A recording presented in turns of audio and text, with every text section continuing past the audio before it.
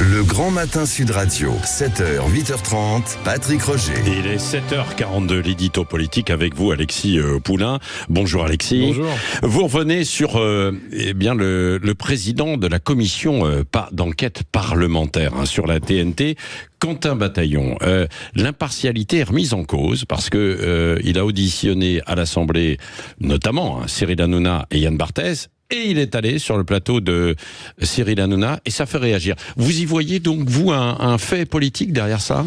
Oui, c'est un fait politique parce que on voit qu'il y a une commission d'enquête et les commissions d'enquête parlementaires, c'est quand même important. D'ailleurs, la présidente de l'Assemblée nationale, Yael Braun-Pivet, l'a rappelé en disant que c'était une mission de contrôle confiée par la Constitution pour faire la lumière sur des problématiques données et soumettre des conclusions à l'Assemblée nationale.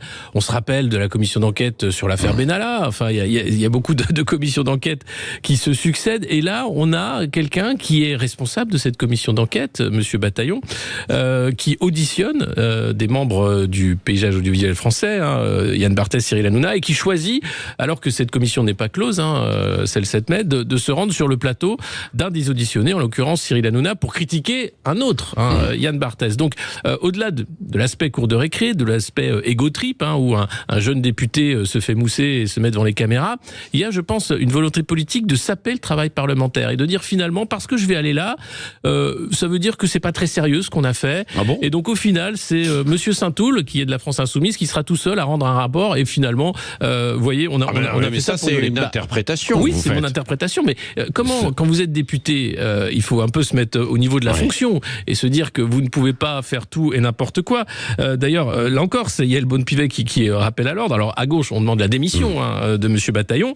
Mais l'idée, c'est quand même de dire qu'il faut de la réserve et du discernement dans les prises de position et les expressions publiques pour garantir la sérénité des travaux et la crédibilité des investigations. Et c'est vrai que Monsieur Bataillon était sur le plateau de Sud Radio il y a de ça quelques jours. Oui, il y a mais on n'est pas auditionné dans le cadre de la TNT, bien sûr. Voilà, dans le cadre de la TNT. Et là, il n'y a pas eu d'esclandre ou quoi que ce soit. Là, le choix d'aller voir Cyril Hanouna, qui d'ailleurs l'humilie en direct avec ce petit cadeau, en disant tenez un petit cadeau avec ce t-shirt, c'est l'heure du goûter, qui était la blague récurrente de Cyril Hanouna lors de son audition, montre de la connivence, une certaine façon de dire finalement votre travail de parlementaire c'est rigolo, mais vous faites pas de l'audience comme nous on en fait à la télé, donc continuez, c'est bien.